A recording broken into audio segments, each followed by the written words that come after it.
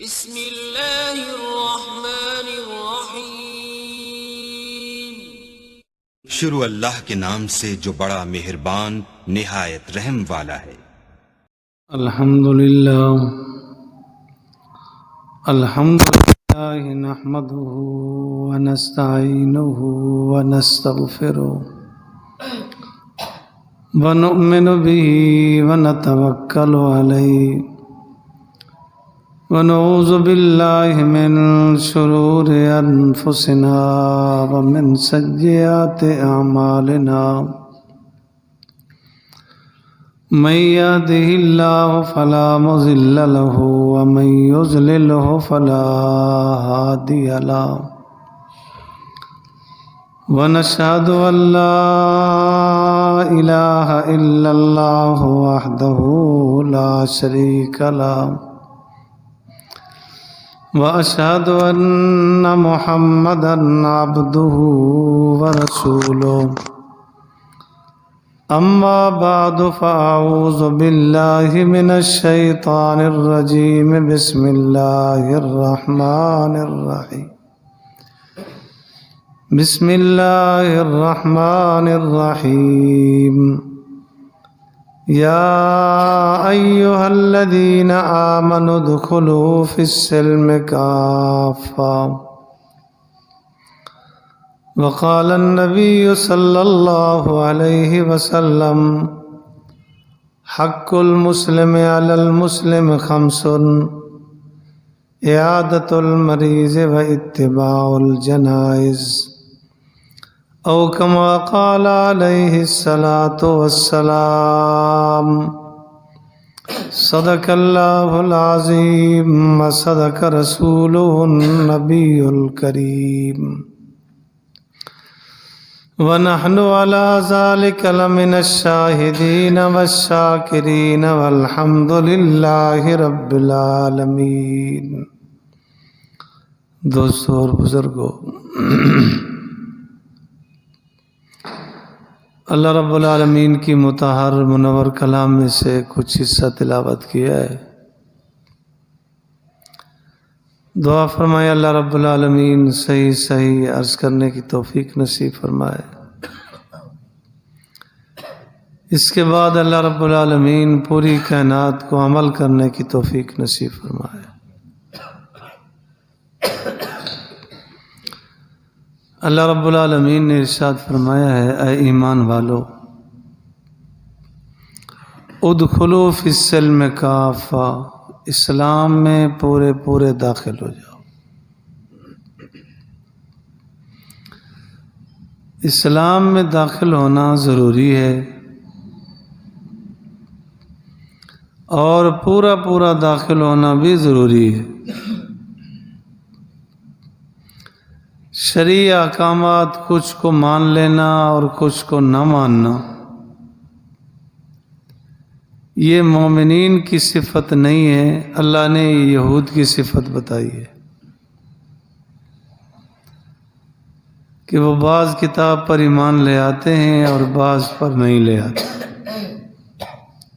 یؤمنون ببعض الکتاب تؤمنون ببعض الکتاب وتکفرون ببعض۔ اللہ فرماتے ہیں کچھ کو وہ مان لیتے ہیں، کچھ کو نہیں مانتے۔ تو مسلمان کی شان یہ ہے کہ پورے دین کو مانے اور پورے دین پر چلنے کی کوشش کرے۔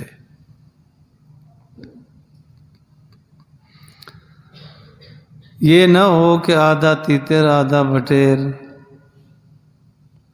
کچھ کو لے لے کچھ کو نہ لے، یہ صفت اچھی نہیں۔ اسلام میں داخل ہونے کے لیے پورے دین میں داخل ہونا ضروری ہے اور تمام شرعی احکامات کو ماننا ضروری ہے۔ اسلام میں داخل ہونے کے لیے تو پورا دین ماننا پڑے گا، اور اسلام سے خارج ہونے کے لیے اگر کسی ایک شرعی مسئلے کا انکار کر دیا تو اسلام سے خارج ہو جائے گا۔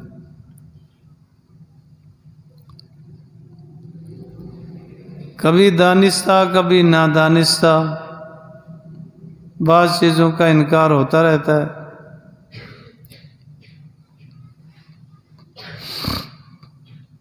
یہ جملہ کبھی سننے کو آتا ہے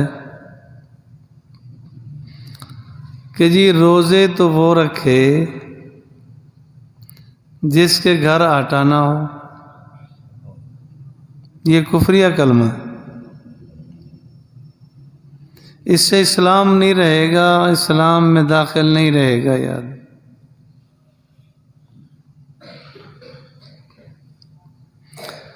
علماء فقہا نے لکھا ہے اگر کسی آدمی نے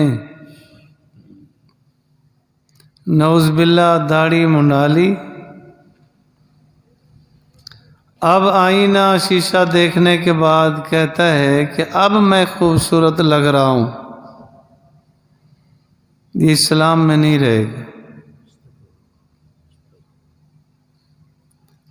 یہ دائرہ اسلام سے خارج ہو جائے گا۔ بہت سارے ایسے کلمات جو انسان بولتا ہے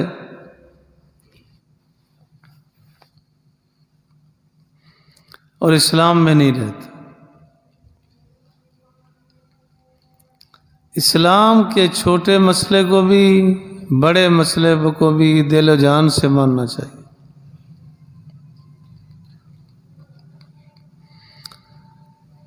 ایک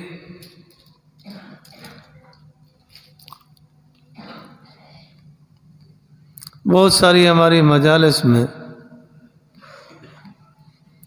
بڑی گھٹیا گفتگو ہو جاتی ہے اور ہنسی مذاق میں بڑے جملے نکل جاتے ہیں، اس وجہ سے احتیاط بڑی ضروری ہے۔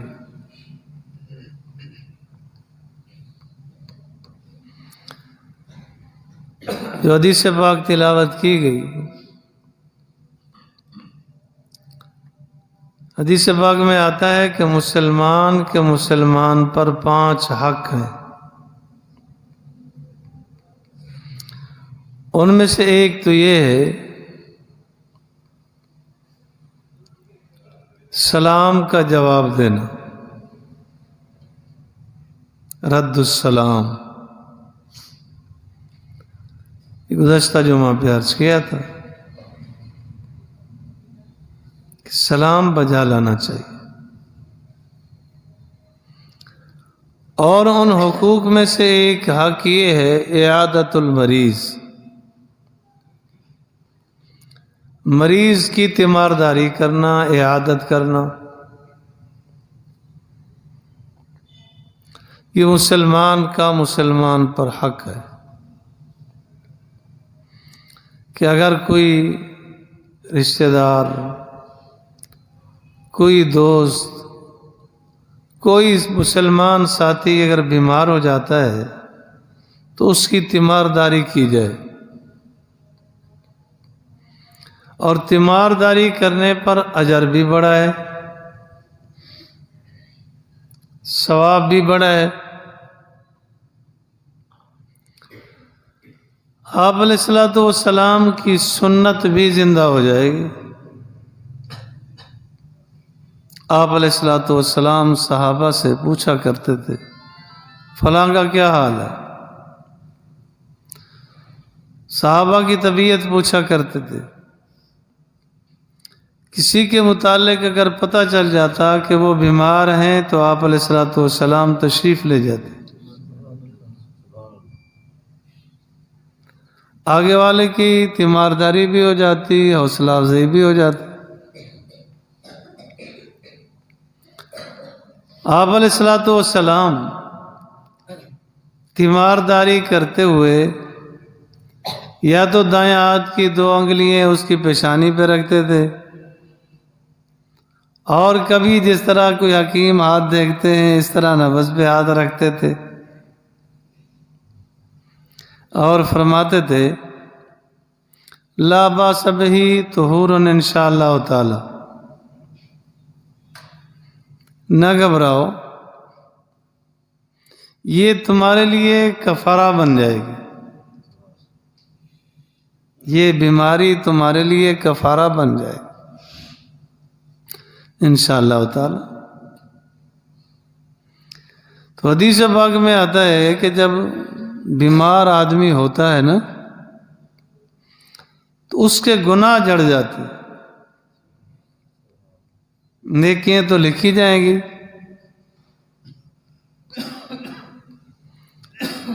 آپ علیہ الصلوۃ والسلام نے فرمایا بیماری کبھی تو کفارہ سیئات ہوتی ہے اور کبھی اللہ تعالیٰ کی طرف سے آزمائش ہوتی ہے، امتحان ہوتا ہے۔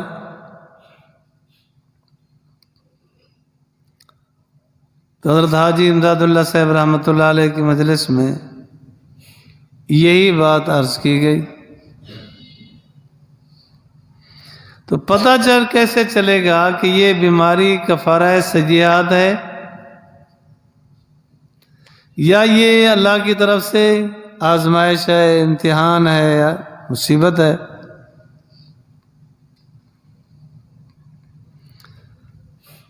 تو فرمانے لگے کہ جس آدمی پر یہ وقت آیا، اگر بیماری آئی، کوئی صدمہ آیا اور اللہ کی طرف رجوع بڑھ گیا تو یہ بیماری کفارہ سیئات ہے، یہ اس کے گناہوں کو جھاڑ دے گی، گناہوں کو مٹا دے گی۔ اور اگر اللہ معاف کرے ناشکری شروع ہو گئی، بیماری آئی ناشکری شروع ہو گئی، کوئی فوتگی ہوئی تو ناشکری شروع ہو گئی، طرح طرح کی بیماریاں اللہ تعالیٰ نے رکھی ہیں، کوئی آئی اور اللہ کی ناشکری شروع، تو وہ سمجھو کہ اللہ کی طرف سے عذاب ہے۔ بڑی احتیاط چاہیے ہوتی، بیماری آتی ہے کہتے ہیں اللہ تعالیٰ کو میں ہی ملا تھا، ساری زندگی اللہ تعالیٰ نے مجھے عذاب میں رکھا، اللہ تعالیٰ کی کوئی نعمت مجھ پہ ظاہر ہی نہیں ہوئی، بڑے گھٹیا اور گندے جملے کہنے لگتے ہیں۔ تو ایسی حالت میں سمجھا جائے کہ یہ بیماری اس کے لیے عذاب ہے۔ اور اگر بیماری آ جائے تو کہے الحمدللہ، اللہ تو جس حال میں رکھے میں راضی، جو بھی پوچھے اسے کہے الحمدللہ میں بہتر ہوں۔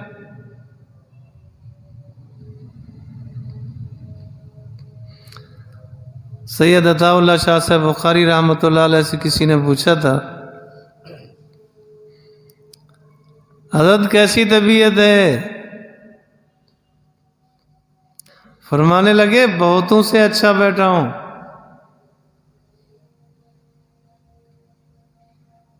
بہت لوگوں سے اچھا بیٹھا ہوں۔ حضرت شاہ اشرف علی صاحب تھانوی رحمۃ اللہ علیہ سے کسی نے پوچھا تو ایک موقع پہ تو فرمایا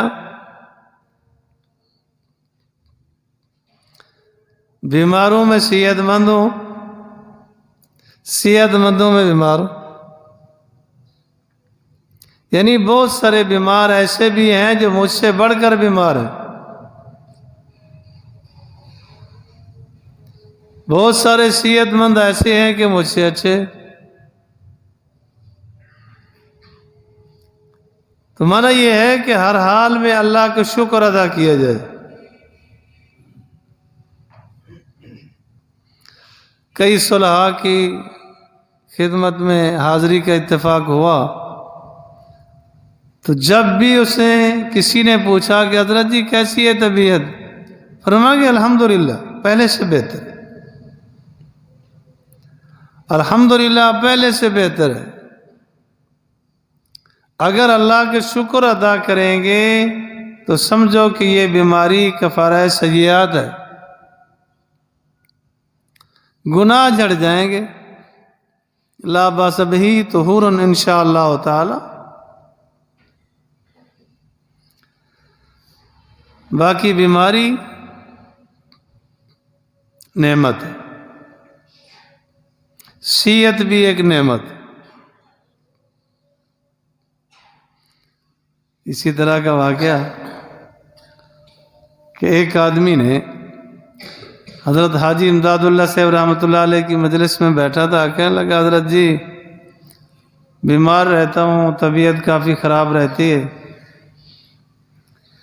فرمانے لگے کہ بیماری نعمت ہے۔ اتنے میں ایک اور صاحب آ گئے، کہنے لگے حضرت جی بیمار ہوں، دعا کریں اللہ مجھے صحت دے۔ تو مجلس میں بیٹھنے والے احباب سوچنے لگے کہ اب کیا ہوگا، ابھی بتا رہے ہیں بیماری نعمت ہے۔ تو دعا مانگی کہ یا اللہ بیماری بھی تیری نعمت ہے، صحت بھی تیری نعمت ہے، لیکن اللہ بیماری والی نعمت کی ہمت نہیں ہے، صحت والی نعمت دے دے۔ یہ معنی نہیں ہے کہ ناشکری ہو، ناشکری نہ ہو۔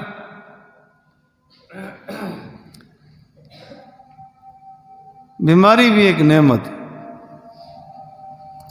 آدمی کو چٹکی لگتی ہے نا، بیمار ہوتا ہے تو رب یاد آتا ہے،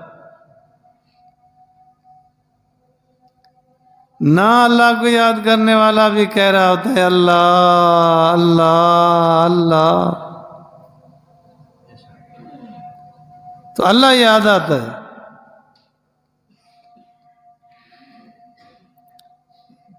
یہ بھی اللہ رب العالمین کی طرف سے ایک توجہ دلانے کا موقع ہوتا ہے۔ اللہ یاد آتا ہے۔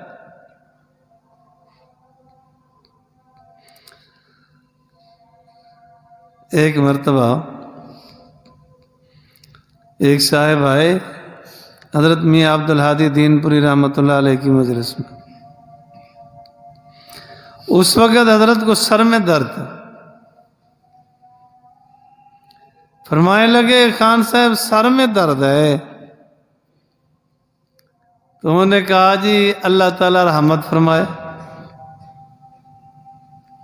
تو فرمانے لگے خان صاحب یہی تو اللہ کی رحمت ہے، سر میں درد نہ ہوتا پتہ نہیں اللہ کو یاد کرتا یا نہ کرتا۔ تو جب کوئی مشکل پیش آتی ہے رب یاد آتا ہے۔ مشکل کے وقت میں تو مشرک بھی رب کو پکارتے تھے، مخلص اللہ ہوتی۔ تو جب مشکل پیش آ جاتی ہے، پریشانی ہوتی ہے، بیماری ہوتی ہے، پھر رجوع اللہ مسلمان میں تو ہو ہی جاتا ہے۔ تو آدمی اللہ کا شکر ادا کرتا ہے۔ تو جب شکر ادا کریں گے اللہ تعالیٰ کی رحمت متوجہ ہوگی۔ آپ علیہ الصلوۃ والسلام کسی بیمار کے یہاں تشریف لے جاتے تو فرماتے عذاب الباس رب الناس فاشف انت شافی لا شفاء الا شفاءک فاشف شفاء لا یغادر سقما۔ اللہ شفا دے دے۔ عذاب الباس رب الناس ترغیب بھی ہے کہ رجوع اللہ کی طرف کرو، شفا بھی اللہ دے گا۔ کسی بندے کے پاس شفا نہیں ہوتی،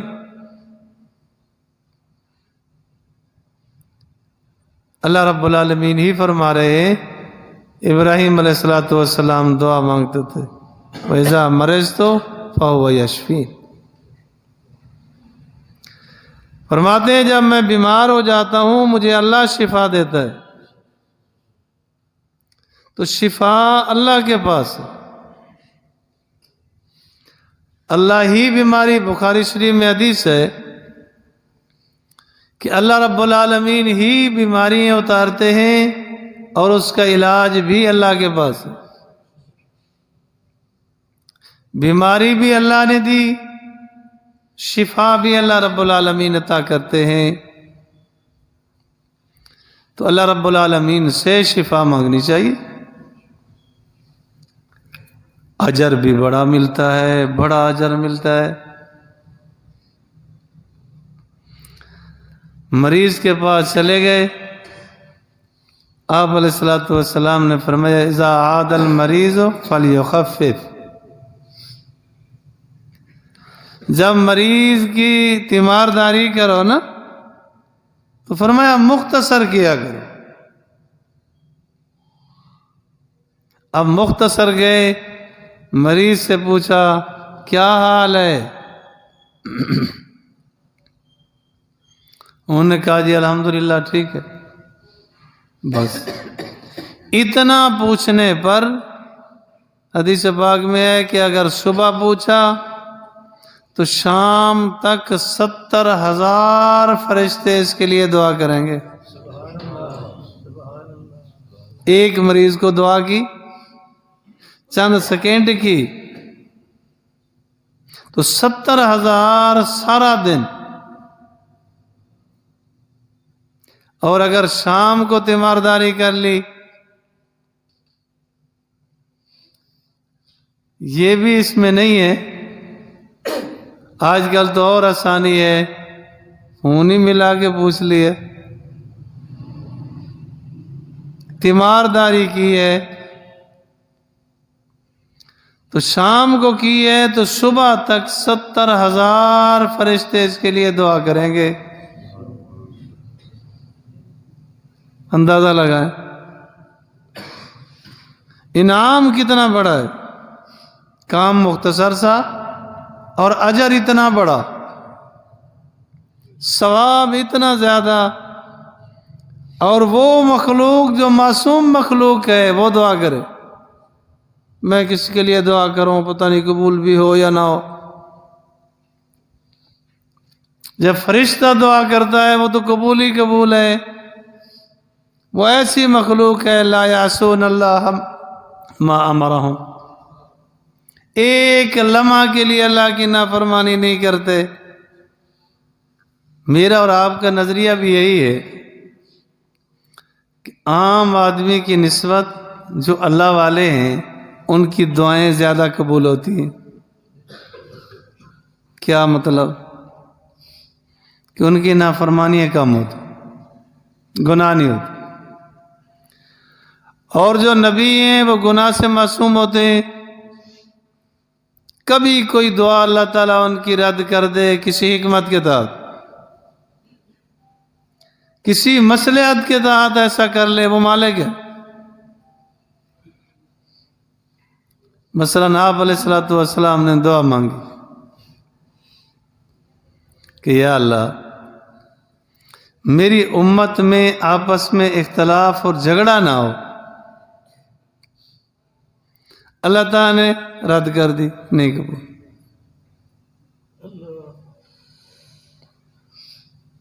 کسی مصلحت کے تحت، یہ اللہ ہی حکمت جانتے ہیں، لیکن اس کا یہ مطلب بھی نہیں ہے کہ ٹھیک ہے جھگڑے اور فساد ہونے چاہیے، نہیں، امن کی کوشش چاہیے لیکن نظام چلے گا الگ۔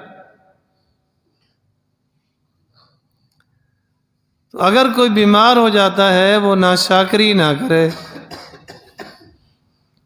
لیکن اللہ کے سامنے اپنا درد رکھے۔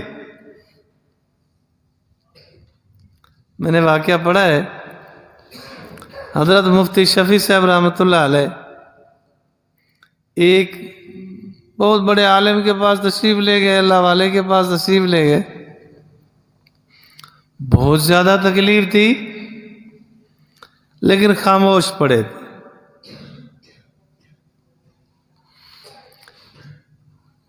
کسی عالم بزرگ کے پاس جاؤ نا، کبھی آپ غور کریں گے تو یقیناً ایسا پائیں گے، وہ ایسا لگتا ہے کہ شاید ویسے سانس لے رہا ہے،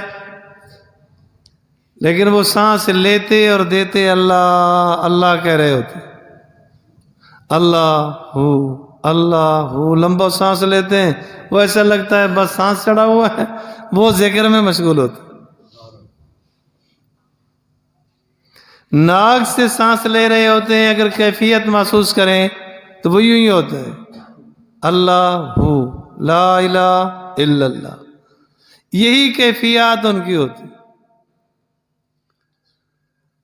ہمارے وہ بالکل خاموش ہو رہے تھے، حضرت نے فرمایا حضرت جی طبیعت تو کافی خراب ہے، آپ تھوڑا سا اظہار بھی کرو۔ فرمانے لگے جس کے سامنے اظہار کرنا ہے اس کو تو پتہ ہے نا، جس کو بتانا ہے کہ میری کیفیت کیا ہے وہ تو جانتا ہے۔ مفتی صاحب رحمۃ اللہ علیہ فرمانے لگے حضرت جی تھوڑی سی ہاں ہوں کرو، کچھ اظہار بھی ہو، واہ ویلا اور چیخ پکار تو جائز نہیں ہے، لیکن اللہ کے سامنے اپنا درد اپنی تکلیف کہ یا اللہ کرم کر دے، یہ امت کو تعلیم بھی ہوگی۔ تو بیماری کا آ جانا کوئی عیب نہیں، اگر بیماری عیب ہوتی تو انبیاء کو نہ ہوتی، انبیاء عیب سے پاک ہوتے، انبیاء علیہ السلام تمام عیوب سے پاک ہوتے، لیکن انبیاء علیہ السلام پر بھی تکالیف آئیں۔ سیدہ عائشہ رضی اللہ عنہا فرماتی ہیں آپ علیہ السلام کو بڑی تکلیف تھی، ہم کپڑا گیلا کر کر کے بار بار پیشانی مبارک پہ رکھ رہے تھے، پاؤں پہ لگائے جا رہے تھے، تو فرمانے لگے عائشہ مجھے اتنا تکلیف ہے کہ کسی نبی کو بھی اتنا تکلیف نہیں ہوئی، لیکن میں نے اللہ سے دعا کی مجھے بھی آپ کو بھی فکر چاہیے۔ آپ علیہ السلام نے فرمایا میں نے دعا کی کہ اللہ میری امت پہ جو تکالیف آنے ہیں وہ مجھ پہ دے دے۔ امت کیا کر رہی ہے؟ امت نبی کے ساتھ کیسے وفا کر رہی ہے، کتنا فکر مند ہے۔ تو آپ علیہ السلام کو تکلیف بہت تکلیف ہوئی، لیکن ایک جملہ بھی ناشکری کا نہیں۔ تو تیمارداری حق ہے، کرنی چاہیے۔ بیماری آ جائے تو واویلا نہ ہو، اللہ کا شکر ادا کرے، اللہ کے سامنے عرض کرے، اور تیمارداری ہو مختصر۔ عبداللہ ابن مبارک رحمۃ اللہ علیہ بیمار ہو گئے، بہت بڑے آدمی تھے، مالدار بھی بڑے تھے، اور پھر جب رخ بدلا تو اللہ والے بھی بڑے بنے، بڑے اللہ والے تھے،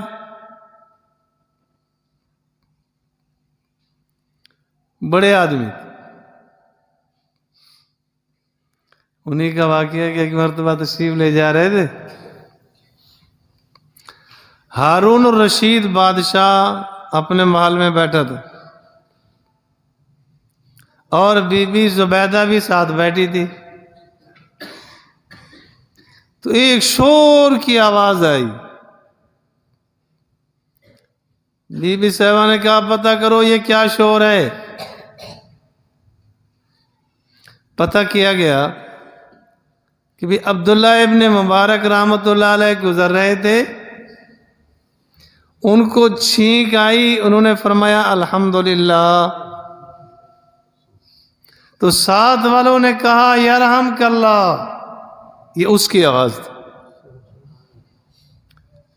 تو کیا کہا امیر المومنین ہارون الرشید سے، امیر المومنین آپ کی حکومت نفوس پر ہے اور ان لوگوں کی حکومت قلوب پر ہے،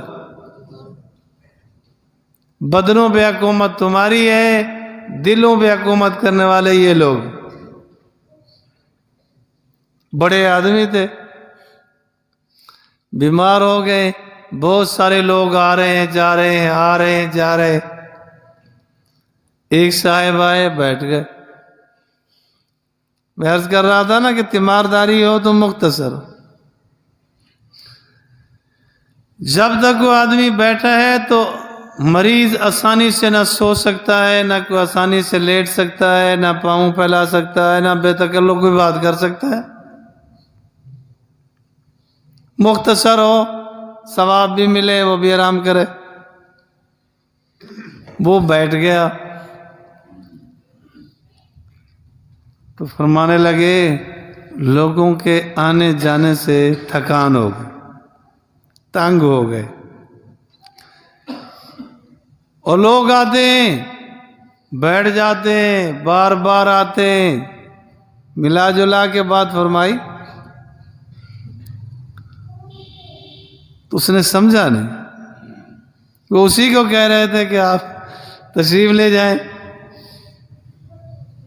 لیکن اس نے کہا حضرت جی طبیعت تھک گئی ہے تو میں دروازہ کنڈی بند کر دوں؟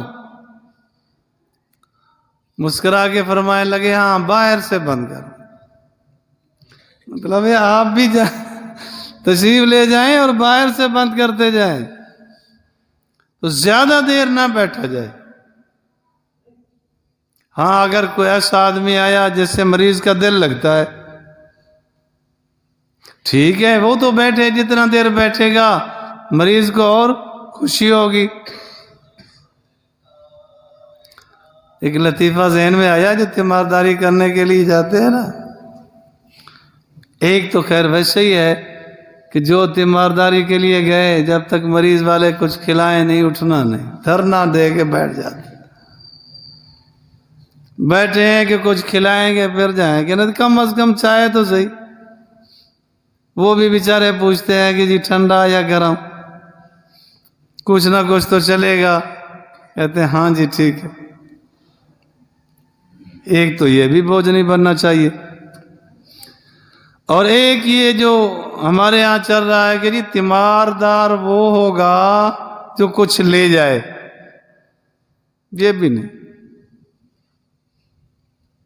سہولتیں لے گئے، نہ لے گئے نہیں لے گئے، وہ جو اگر کچھ گنجائش نہیں ہے تو تیمارداری بھی نہیں، ایسا نہ ہو۔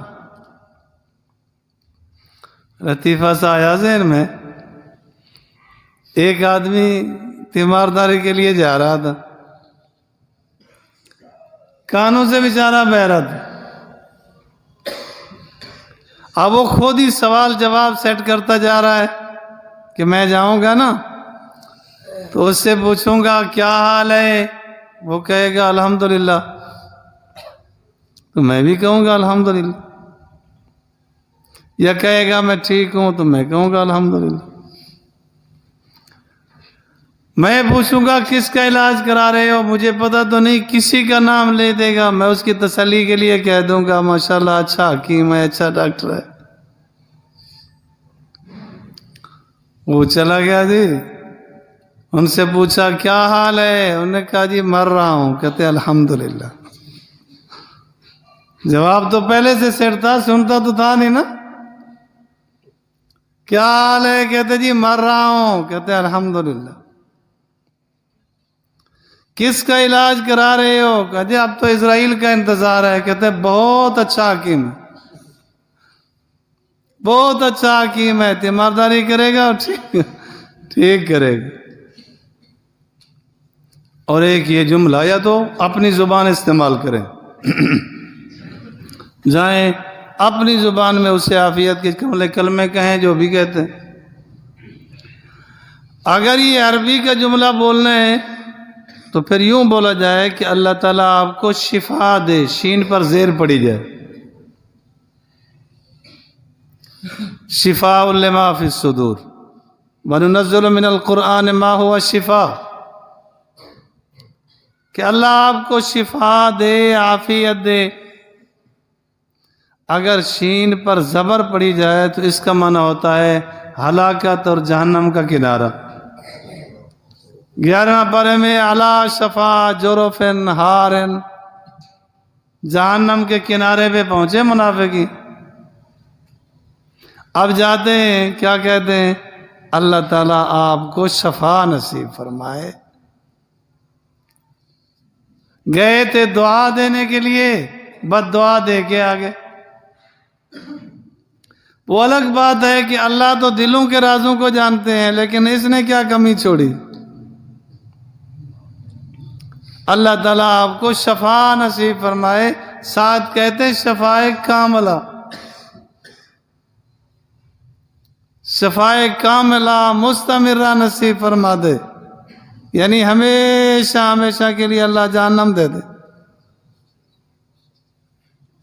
تو نہیں تو اپنی زبان میں کہے، جو اپنی زبان میں عافیت کے کلمے جو کہے جاتے، مگر نہ شفا کا لفظ استعمال کرے، شفا نہ کرے۔ تیماردار کے لیے یہ بھی مناسب ہے کہ ایسے جملے کہے کہ مریض کو تسلی ہو۔ آپ شہریوں کا تو پتہ نہیں، ہم دیہاتی لوگ ہیں، دیہاتیوں کا حال یہ ہوتا ہے کہ وہ مار کے ہی واپس آتے ہیں۔ گئے، ہاں جی کیا حال ہے؟ کہتے جی ڈاکٹر نے کہا فلاں تکلیف ہے۔ اب وہ 18 آدمیوں کا نام لیں گے، فلاں بھی اسی میں مر گیا تھا، فلاں بھی اسی میں گیا تھا، فلاں بھی اسی میں۔ 18 آدمیوں کا نام لیتے ہیں کہ فلاں فلاں اسی مرض میں مر گئے تھے۔ حضور علیہ الصلوۃ والسلام نے فرمایا مریض کو تسلی دو۔ اچھا، ہم نے کچھ حضرات نے تسلی کا مطلب ہی کچھ اور سمجھ رکھا ہے کہ مریض کے سامنے بیٹھ کے جھوٹ ہی بولے جاؤ۔ ڈاکٹر نے کچھ بتا دیا، یہ جھوٹ بولے گا کہ نہیں نہیں، اس کا دل نہ ٹوٹے، جھوٹ پہ جھوٹ، جھوٹ پہ جھوٹ۔ اور سارے جتنا 10 آدمی 20 آدمی آ رہے ہیں، سارے جھوٹ بولے جا رہے ہیں، تو کیا یہاں برکت ہو جائے گی جب جھوٹ بولا جائے گا؟ بس اپنا کام کریں کہ اس کے لیے عافیت کی دعا کریں، بس ٹھیک۔ اور جب کبھی کوئی بیماری اور مشکل پیش آ جائے تو صحابہ کا طرز یہ تھا کہ پہلے صدقہ کرتے، پھر نفل پڑھتے، اس کے بعد پھر حکیم سے دوائی لیتے۔ ہمارا معاملہ الٹ ہے، پہلے ڈاکٹر کے پاس، وہاں سے کچھ نہ بنا، پھر چلو 2-4 نفل پڑھ لیے، پھر کہے کلوا کے کسی نے کہا بھی کہ صدقہ کرو،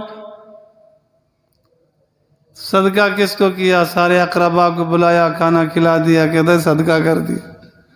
اللہ مجھے اور آپ کو دین پر چلنے کی توفیق بخشے۔